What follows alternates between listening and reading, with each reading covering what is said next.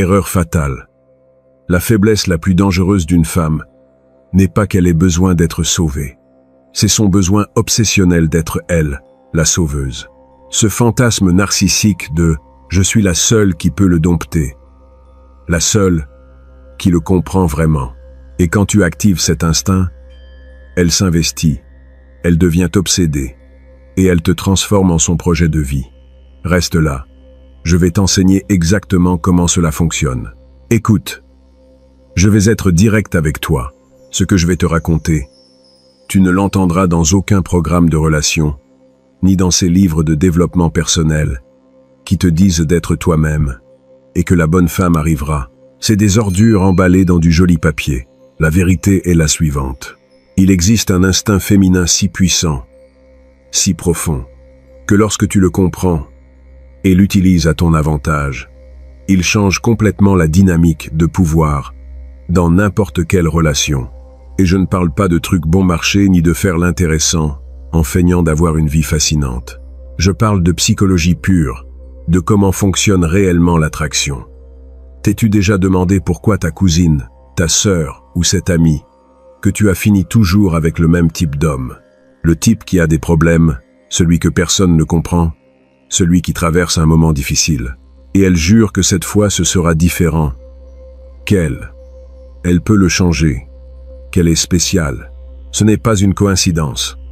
C'est de la biologie mélangée à de l'ego.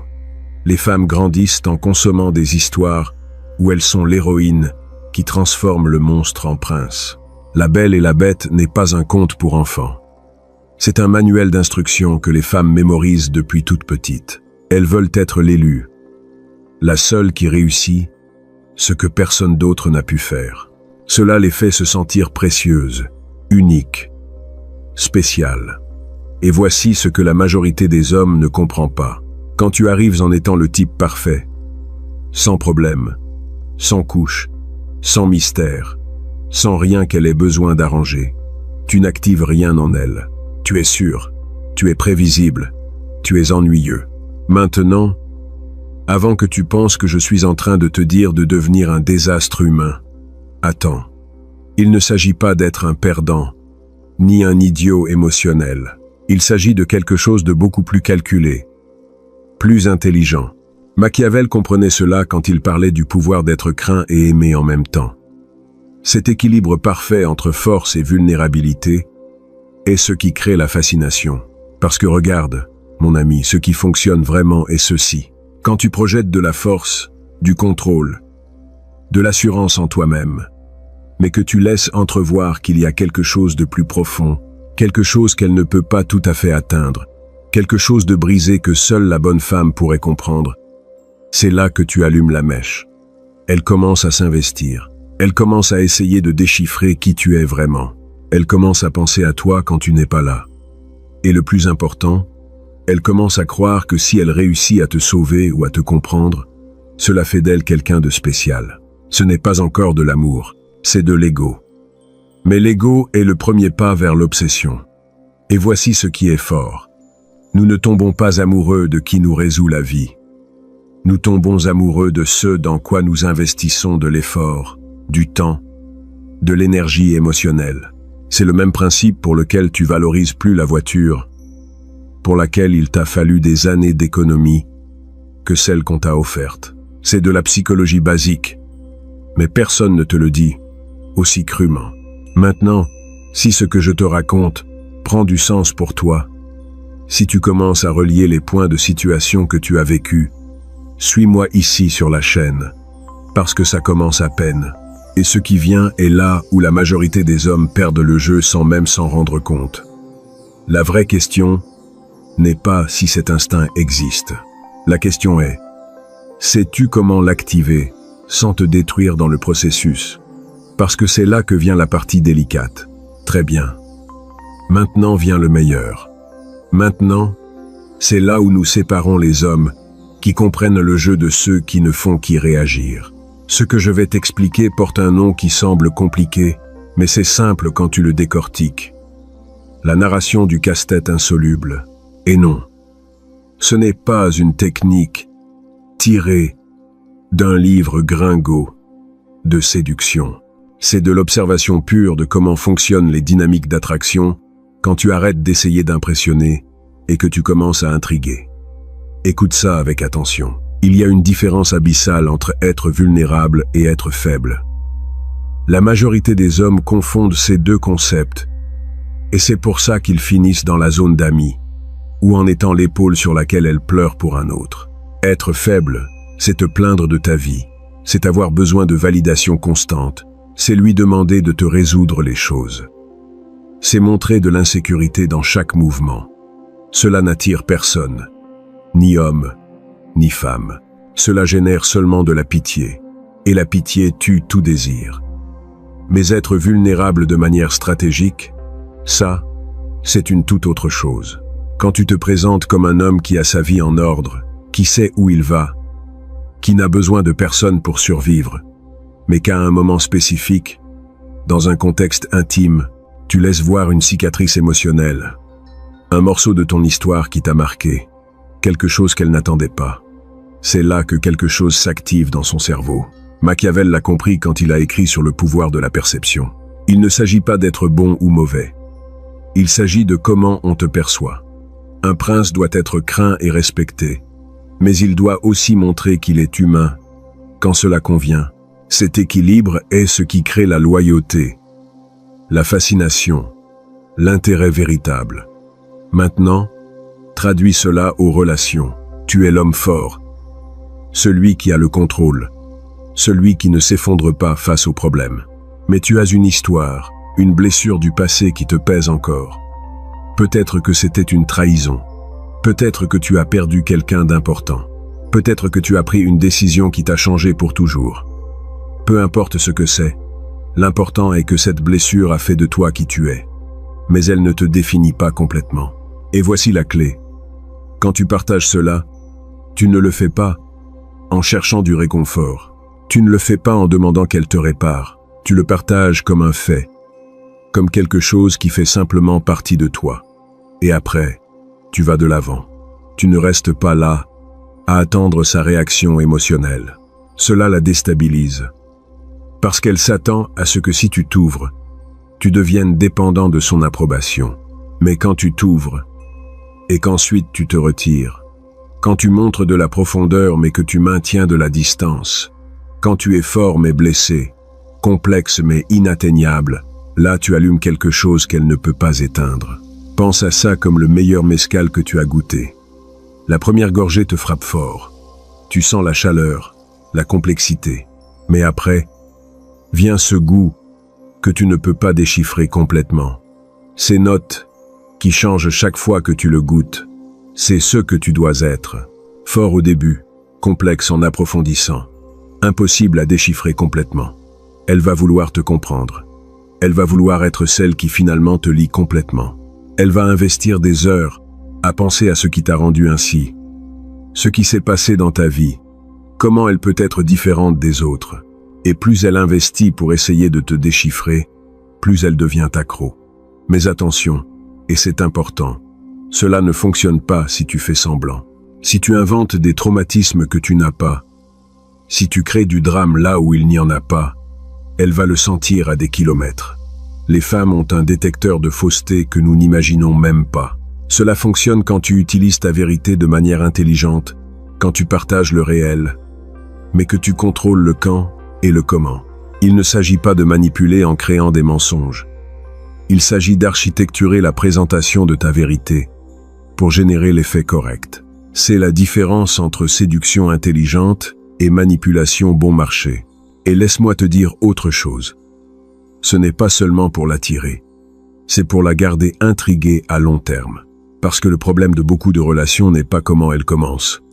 C'est qu'après quelques mois, l'homme a déjà montré toutes ses cartes. Il n'y a plus de mystère. Il n'y a plus rien à découvrir. Et elle s'ennuie.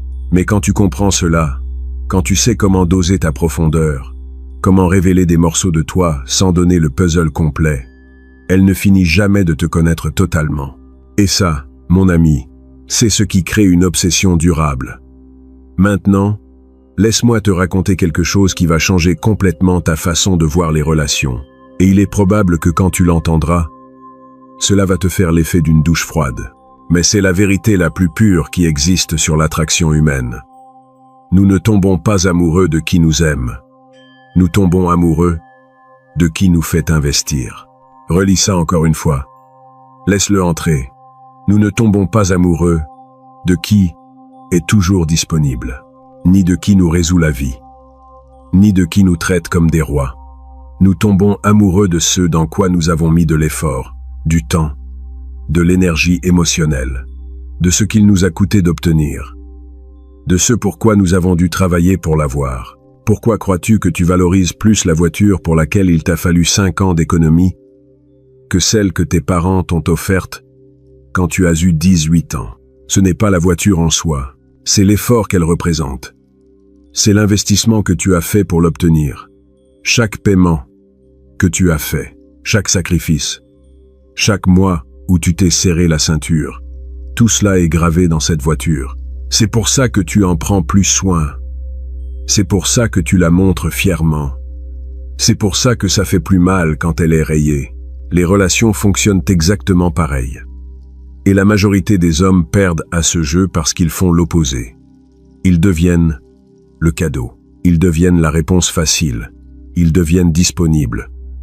Pense à cet ami que nous avons tous, celui qui est toujours là pour cette femme qui lui plaît. Il lui résout les problèmes.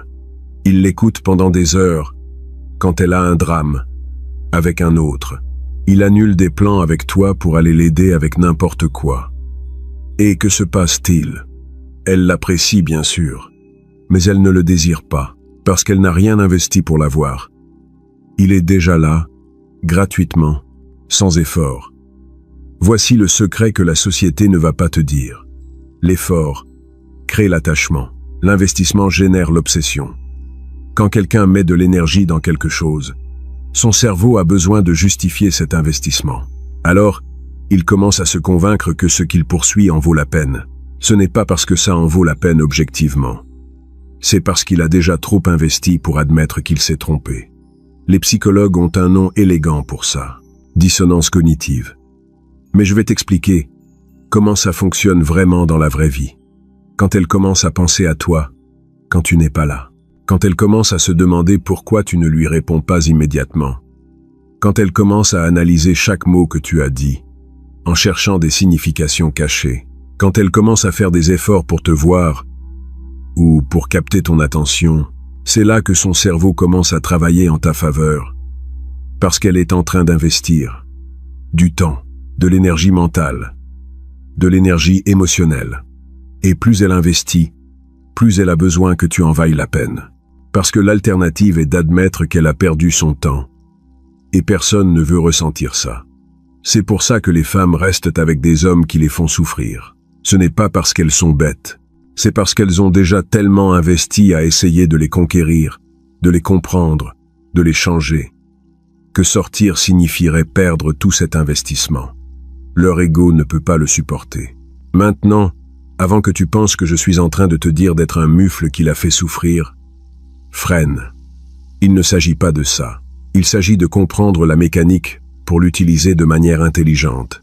La différence entre un homme qui comprend ça et un qui ne le comprend pas est simple.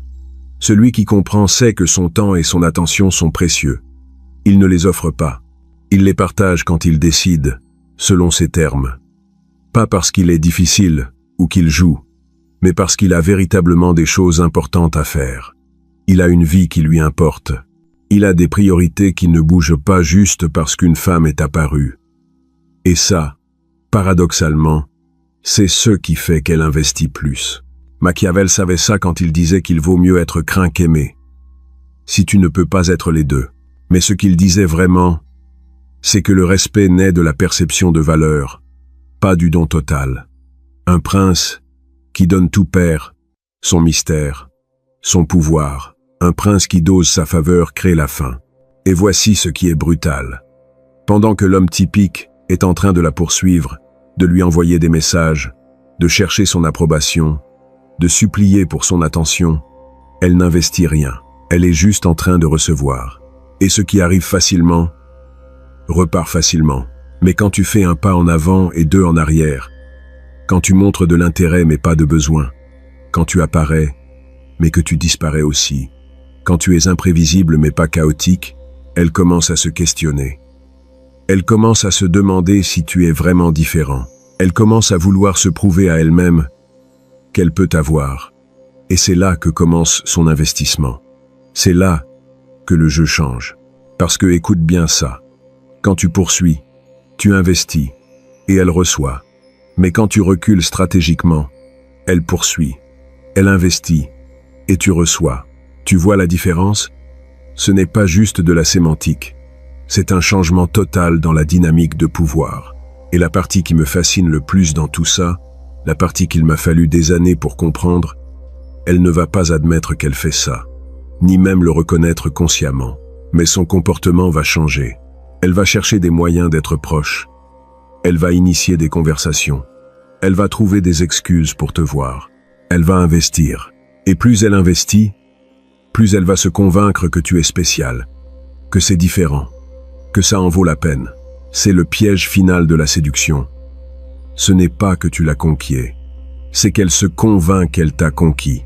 Maintenant, ancrons tout ça dans la réalité. Parce qu'une chose est de comprendre la théorie, et une autre, très différente, est de l'appliquer sans devenir un imbécile dans le processus.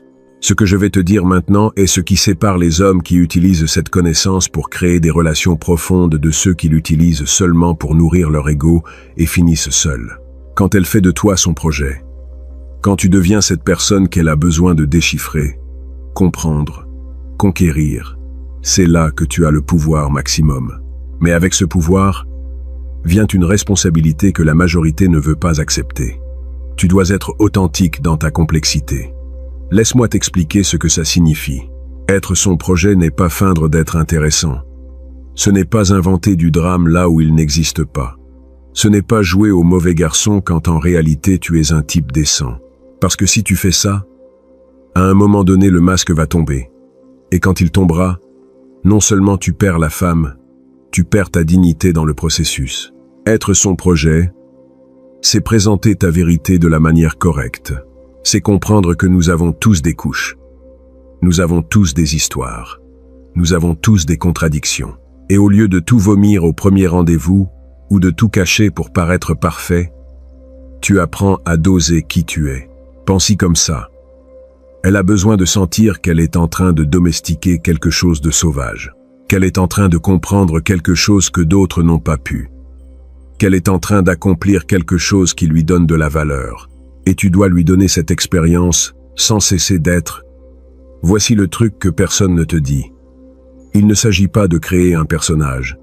Il s'agit de mettre en avant les parties de toi qui sont déjà complexes, celles qui sont déjà intéressantes, celles qui ont déjà de la profondeur.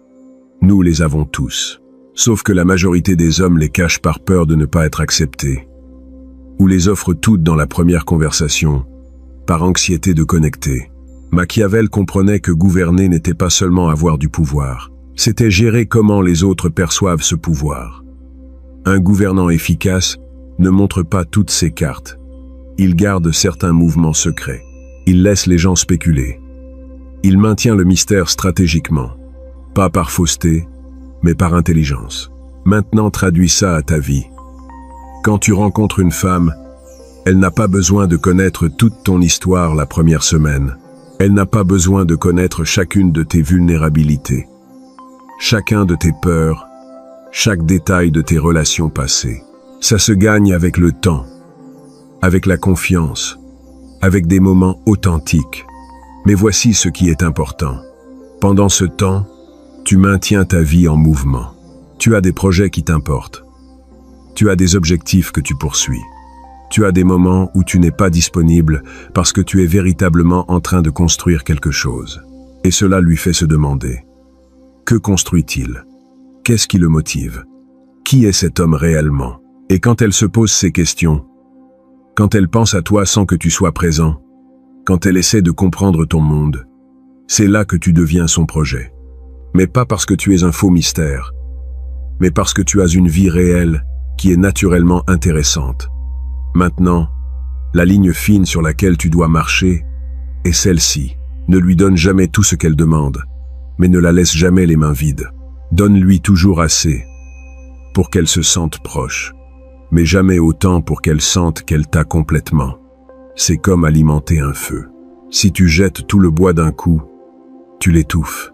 Si tu n'y jettes rien, il s'éteint tout seul. Mais si tu y mets morceau par morceau, au bon moment, le feu reste ardent. Et voici quelque chose que beaucoup ne voudront pas entendre. Cela ne fonctionne pas pour des relations superficielles. Ce n'est pas pour l'homme qui veut juste coucher avec quelqu'un et disparaître. C'est pour l'homme qui comprend que la vraie séduction est à long terme. Que le vrai pouvoir réside dans la création d'une dynamique où elle choisit de rester non par nécessité, mais par fascination. Parce qu'à la fin, mon ami, ce que nous construisons ici n'est pas un piège. C'est une dynamique où les deux gagnent. Elle obtient ce qu'elle cherche biologiquement. Un homme qui est un défi, qui a de la profondeur, qui n'est pas comme les autres. Et toi, tu obtiens ce dont tu as besoin. Une femme qui est véritablement intéressée, qui investit, qui reste parce qu'elle le veut, pas parce que tu l'as supplié. Mais tu dois être honnête avec toi-même sur une chose. As-tu vraiment une vie qui en vaut la peine? Ou es-tu si désespéré d'avoir quelqu'un que tu as transformé les femmes en ton seul projet? Parce que si elle est ton seul projet, tu échoues. Si tu es son projet, tu gagnes. La différence réside dans le fait que tu aies quelque chose de plus grand à poursuivre que seulement son attention. Quelque chose qui te passionne vraiment. Quelque chose pour que quand elle te demande sur quoi tu travailles, tu puisses répondre par quelque chose d'authentique qui te fasse briller les yeux. C'est là que la magie opère. Quand elle voit qu'elle doit entrer en compétition pour ton attention, pas avec une autre femme, mais avec ton but, avec tes objectifs, avec ta vie, parce que c'est là qu'elle se rend compte que t'avoir à ses côtés est un privilège, pas un droit. Et ce changement de perception, ce moment où elle arrête de se sentir poursuivie et commence à se sentir chanceuse que tu l'aies choisie, c'est le moment où la séduction se transforme en quelque chose de beaucoup plus profond. Regarde, tout ce que je t'ai raconté ici n'est pas pour que tu manipules qui que ce soit. C'est pour que tu arrêtes d'être manipulé par ton propre besoin d'approbation. L'homme qui comprend ces principes n'a pas besoin de jouer salement. Il a juste besoin de comprendre le jeu qui est déjà en marche. La réalité est simple. Elle a des instincts. Tu as des instincts. La différence est dans qui les comprend le mieux. Et maintenant que tu sais ça, la question n'est pas si ça fonctionne. La question est, qu'est-ce que tu vas faire de cette connaissance?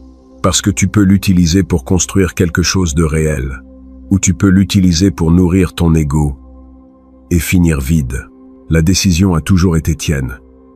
Si tu es arrivé jusqu'ici, laisse dans les commentaires un conseil que tu donnerais à d'autres hommes sur les relations. Quelque chose que tu as appris à la dure. Quelque chose de vrai. Et suis-moi pour plus de conversations que personne d'autre n'a.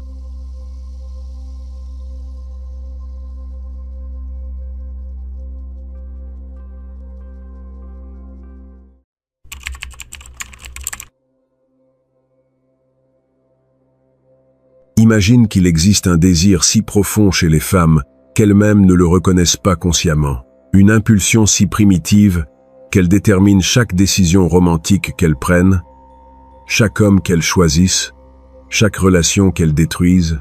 Machiavel l'a identifié il y a 500 ans en observant les cours européennes, et ce qu'il a découvert était si perturbant que cela a changé à jamais sa vision sur le pouvoir et l'attraction. Une fois que tu comprends ce désir secret, tu ne réinterpréteras plus jamais le comportement féminin de la même façon. Et plus important encore, tu sauras exactement comment devenir le type d'homme auquel elles ne peuvent pas résister. Si tu es nouveau sur la chaîne, abonne-toi et reste jusqu'à la fin, parce que cela va changer ta perspective complètement. Mets un like, partage avec qui en a besoin, et prépare-toi à voir la vérité sans filtre. Regarde, pendant des années, on a nourri les hommes de mensonges sur ce que les femmes désirent réellement. On t'a dit qu'elles cherchent la bonté, la stabilité, un homme qui les écoute. Et techniquement c'est vrai, mais seulement pour un type spécifique de relation. Le type de relation qui vient après, pas celle qui allume le feu initial. Parce qu'il y a une différence brutale entre ce dont une femme a besoin consciemment et ce à quoi sa biologie primitive répond. Le désir secret que Machiavel a identifié n'a rien à voir avec des fleurs ou des mots doux. Il a à voir avec quelque chose de bien plus profond, quelque chose codé dans des millions d'années d'évolution. Et ce désir est simple mais dévastateur. Les femmes ne désirent pas être aimées inconditionnellement dès le début. Elles désirent être choisies par un homme qui a des options. Elles désirent gagner l'attention de quelqu'un de précieux. Elles désirent sentir qu'elles ont conquis quelque chose que d'autres voulaient aussi. Pense-y une seconde. Quand quelque chose t'arrive facilement, sans effort, sans concurrence, à quel point le valorises-tu réellement? Ton cerveau est programmé pour valoriser ce qui est rare, ce qui est difficile à obtenir. Et le cerveau féminin opère exactement de la même manière dans le contexte romantique. Quand un homme se livre complètement dès le début, quand sa dévotion est immédiate et totale, cela active une alarme biologique dans son subconscient. Si c'est si facile de l'avoir, probablement que d'autres femmes ne le veulent pas. Et si d'autres ne le veulent pas, pourquoi le devraient-elles? Ce n'est pas de la cruauté. C'est un filtre de survie qui a évolué durant des millénaires. Dans le passé ancestral, une femme qui choisissait mal, qui sélectionnait un homme de faible valeur, mettait en danger sa survie et celle de ses enfants. Ainsi, elles ont développé un système interne d'évaluation extrêmement sophistiqué. Et ce système ne répond pas à ce qu'un homme dit. Il répond à comment il se comporte quand il affronte des épreuves réelles. Maintenant, voici ce que la majorité des hommes ne comprennent pas. Ce désir de conquérir un homme de valeur n'est pas quelque chose que les femmes décident consciemment. C'est un programme qui tourne en arrière-plan, dans la partie du cerveau qui gère les instincts d'accouplement. C'est pour cela que tu peux voir une femme dire avec une sincérité totale qu'elle veut un homme bon et stable. Et ensuite, la voir tomber éperdument amoureuse de quelqu'un de chaotique et d'imprévisible. Elle ne ment pas. Son esprit conscient croit vraiment cela. Mais son système limbique, la partie primitive qui contrôle l'attraction, répond à des signaux complètement différents. Alors, quels signaux cherche ce système primitif? Il cherche l'évidence du statut, des ressources émotionnelles, de la force psychologique, mais pas l'évidence évidente. Il ne s'agit pas de combien d'argent tu as ou quelle voiture tu conduis. Il s'agit de comment tu te comportes quand les choses deviennent difficiles. Il s'agit de savoir si tu maintiens ton centre quand elle teste tes limites. Il s'agit de savoir si tu as une vie si complète que ton bonheur ne dépend pas d'elle. Laisse-moi t'expliquer cela avec un concept qui transformera ta compréhension. Dans le cerveau humain existe ce qu'on appelle le système d'attachement. Depuis l'enfance, nous développons des modèles sur la façon dont nous nous relions aux autres. Et voici ce qui est fascinant. Les femmes qui ont eu des pères émotionnellement inconstants, qui étaient parfois présents et d'autres fois absents, développent un modèle spécifique. Elles se sentent attirées par des hommes qui répliquent cette dynamique, des hommes imprévisibles, des hommes qui donnent de l'affection et ensuite la retirent. Ce n'est pas qu'elles cherchent la souffrance, c'est que leur cerveau reconnaît ce modèle comme familier. Et le familier ressemble à de l'amour, même quand c'est dysfonctionnel.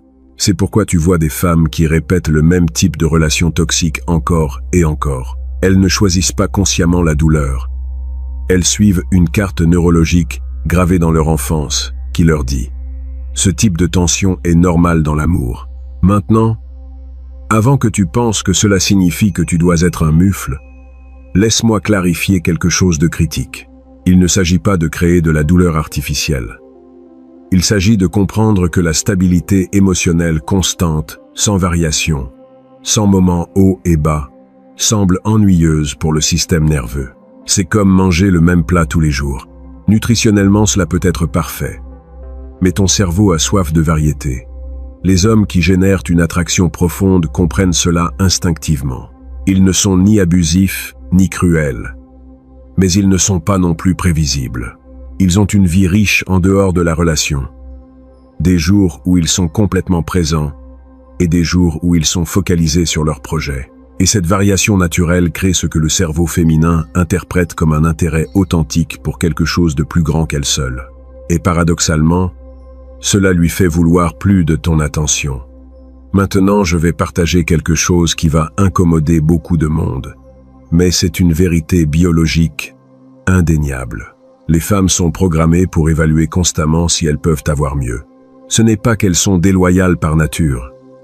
C'est que leur biologie reproductive leur dit « Assure-toi d'être avec le meilleur homme possible ».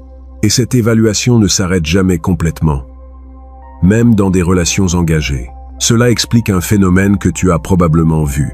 Une femme peut être dans une relation stable, mais au moment où son partenaire montre une faiblesse soutenue, une vulnérabilité excessive, un besoin émotionnel constant, quelque chose change dans ses yeux. Pas immédiatement, mais avec le temps, parce que son système interne est en train de réévaluer. Cet homme peut-il réellement me protéger, fournir une stabilité émotionnelle, diriger quand c'est nécessaire? Et si les réponses sont non, son attraction commence à s'évanouir sans qu'elle puisse le contrôler. C'est ici que Machiavel fut brillant dans son analyse du pouvoir. Il a compris que celui qui montre le besoin perd l'influence, celui qui garde des options gagne le respect. Et cela s'applique exactement de la même manière dans les dynamiques romantiques. Quand tu démontres que tu as besoin de sa validation pour te sentir bien avec toi-même, quand ton bonheur dépend complètement de sa présence, tu lui remets tout le pouvoir. Et le pouvoir déséquilibré tue l'attraction. Mais voici la nuance que la majorité rate. Il ne s'agit pas de feindre que tu t'en fiches. Cela est transparent et ça repousse. Il s'agit de construire authentiquement une vie où elle est importante, mais pas essentielle. Où sa présence améliore ton existence, mais son absence ne la détruit pas. Parce que cette solidité émotionnelle est magnétique. Elle dit à son cerveau primitif, « Cet homme a des ressources internes. Cet homme survivra et prospérera avec ou sans moi. » Et cette force est ce qui allume son désir le plus profond.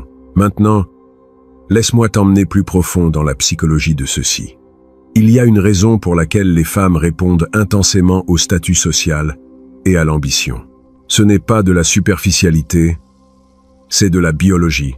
Pendant des millions d'années, le statut d'un homme déterminait directement les probabilités de survie d'une femme et de ses enfants. Les hommes de haut statut avaient accès à plus de ressources, une meilleure protection, plus d'opportunités. Alors les femmes qui se sentaient attirées par des hommes ambitieux et respectés laissaient plus de descendance. Et cet instinct a été hérité.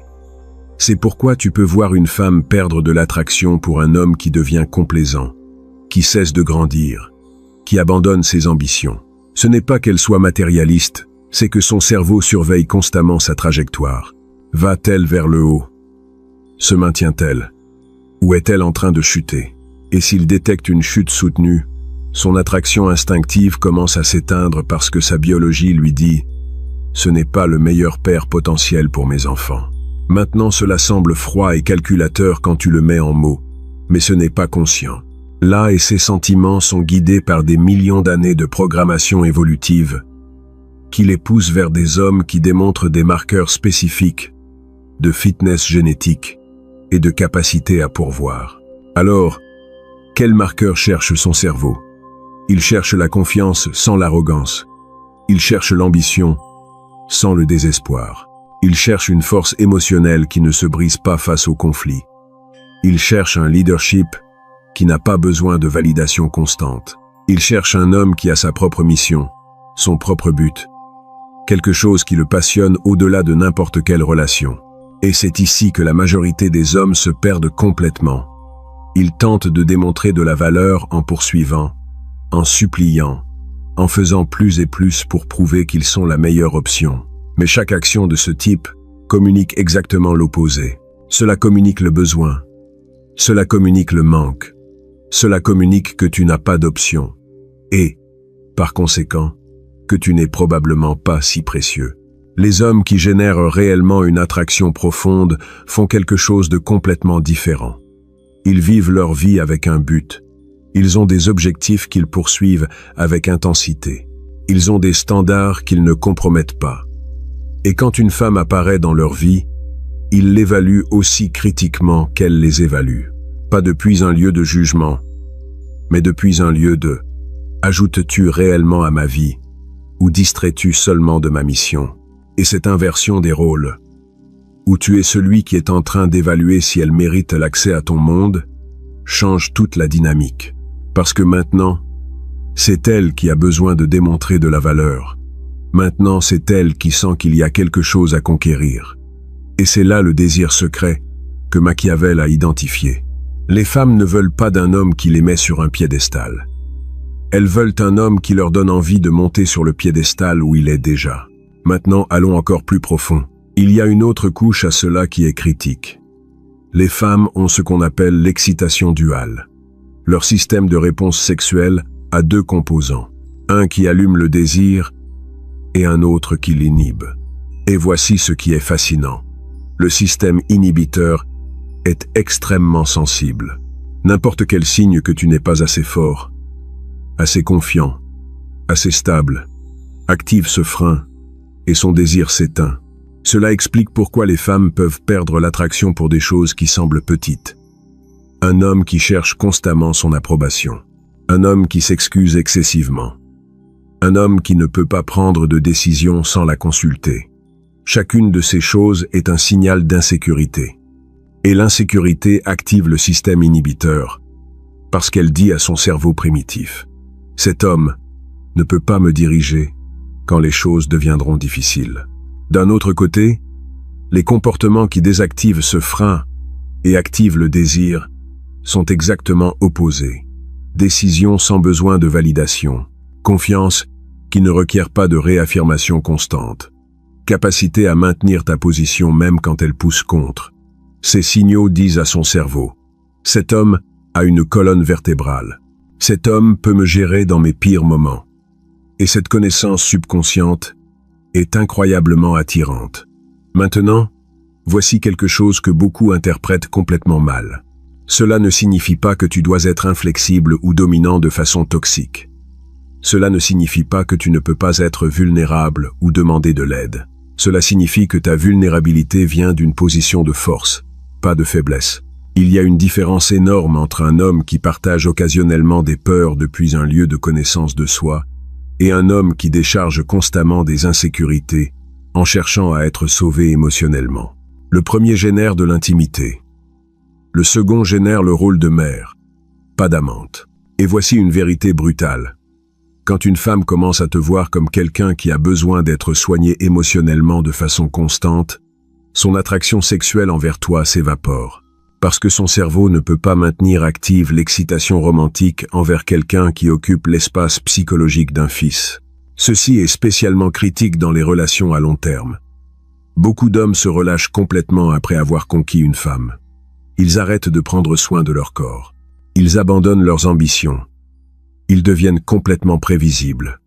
Et ensuite ils se demandent pourquoi elle ne les regarde plus avec désir. C'est parce que toute l'évidence que son cerveau reçoit lui dit « Cet homme s'est installé, a cessé de rivaliser, est devenu complaisant. » Alors, comment maintiens-tu vivante cette attraction durant des années ou des décennies? Tu n'arrêtes jamais d'évoluer. Tu n'arrêtes jamais d'avoir des objectifs. Tu ne fais jamais d'elle le centre complet de ton existence. Tu maintiens des espaces qui sont juste à toi. Tu as des projets qui te passionnent. Reste quelqu'un d'intéressant. Quelqu'un qui est en train de grandir. Quelqu'un qui, si elle le perd, elle perdra quelque chose de précieux. Et voici l'ironie magnifique de tout cela. Quand tu vis de cette façon, quand tu internalises réellement que ta valeur ne vient d'aucune femme, mais de qui tu es et vers où tu vas, tu deviens automatiquement plus attirant.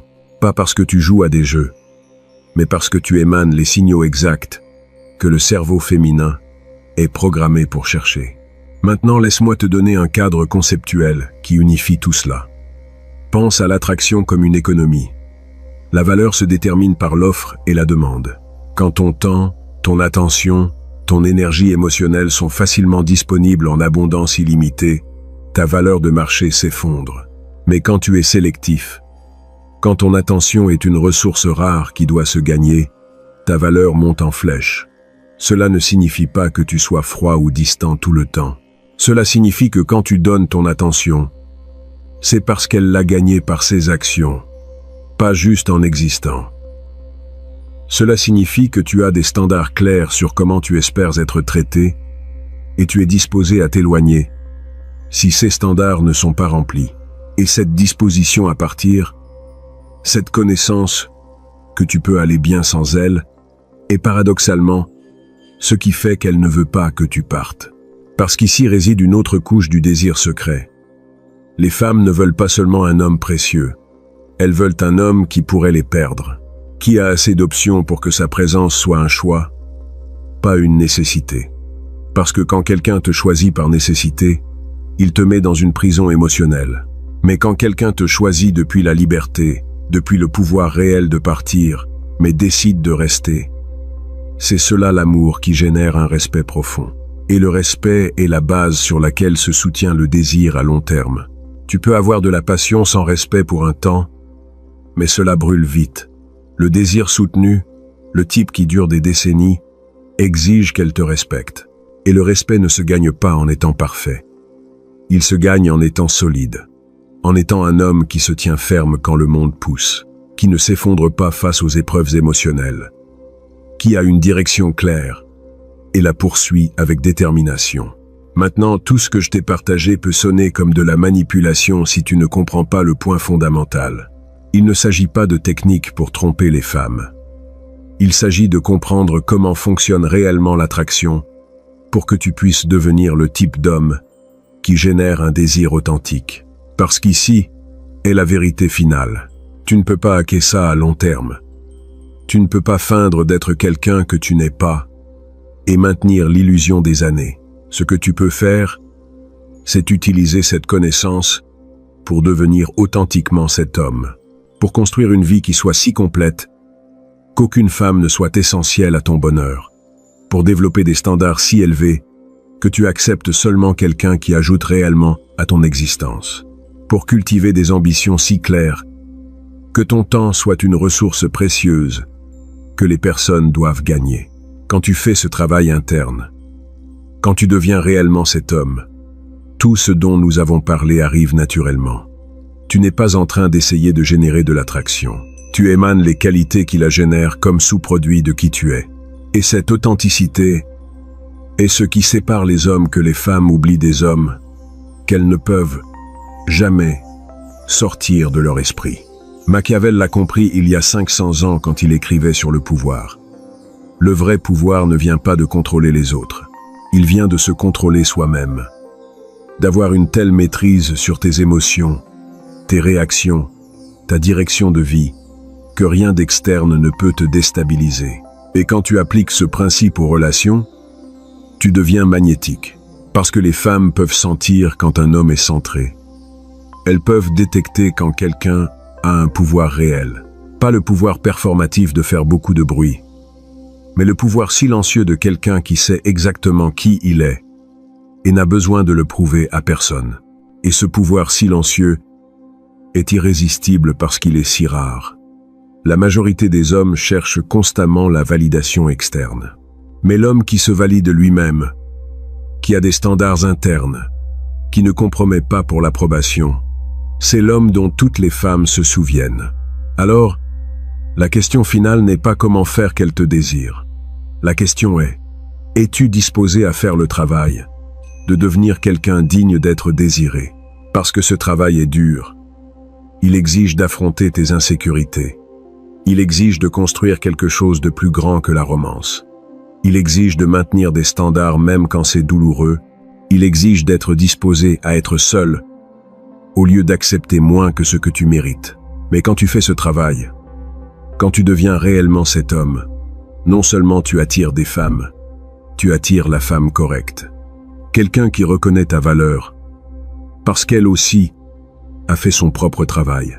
Et ensemble, vous construisez quelque chose de durable, parce que vous êtes tous les deux complets individuellement, vous choisissant mutuellement depuis la force, pas depuis le besoin.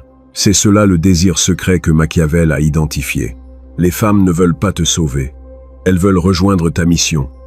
Elles ne veulent pas te compléter. Elles veulent faire partie de quelque chose de complet. Elles ne veulent pas être ta raison de vivre. Elles veulent être la compagne de quelqu'un qui a déjà des raisons puissantes de vivre. Et quand finalement tu comprends cela, quand tu l'internalises si profondément que cela devient partie de comment tu opères, tout le jeu change. Tu n'es plus en train de poursuivre. Tu es en train d'attirer. Tu n'es plus en train de prouver ta valeur. Tu es en train d'évaluer la sienne. Tu n'es plus en train de mendier de l'attention. Tu es sélectif sur à qui tu donnes la tienne. Et cette inversion, ce changement de mentalité de la rareté à l'abondance, du besoin au choix, de la faiblesse à la force, est ce qui sépare les hommes que les femmes utilisent des hommes que les femmes poursuivent. Et les femmes poursuivent. C'est ce qui sépare les relations qui meurent en quelques mois des relations qui grandissent durant des décennies. C'est ce qui sépare l'amour basé sur la dépendance de l'amour, basé sur le respect mutuel. Maintenant, si ceci a remué quelque chose en toi, si tu sens que finalement quelqu'un te dit la vérité que d'autres ont peur de partager, alors fais-le moi savoir dans les commentaires. Quelle partie de ceci a résonné le plus avec toi? Quelle révélation a changé ta perspective? Parce que ces commentaires m'aident à créer du contenu encore plus profond. Et si tu veux continuer à recevoir ce genre de vérité, abonne-toi à la chaîne. Mets un like à cette vidéo. Partage-la avec quelqu'un qui a besoin de l'entendre. Ce n'est pas juste un geste. C'est une décision. C'est dire que tu es prêt à voir le monde comme il est, pas comme on t'a dit qu'il devrait être. Parce qu'à la fin de la journée, le savoir est pouvoir.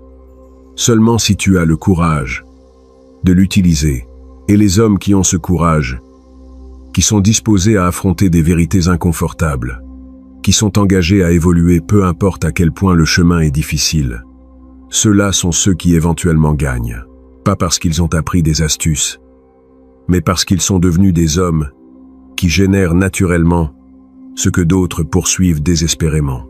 Le désir secret des femmes n'est pas un mystère. C'est de la biologie, c'est de la psychologie, c'est de l'évolution. Et une fois que tu le comprends, une fois que tu le vois réellement opérer dans chaque interaction, tu ne peux plus cesser de le voir. Et cette connaissance te donne un avantage que la majorité des hommes n'auront jamais. L'avantage de voir clairement ce que d'autres ne font qu'intuitionner confusément. Et cette clarté, éventuellement, est ce qui t'amène à avoir le type de relation dont d'autres ne font que rêver.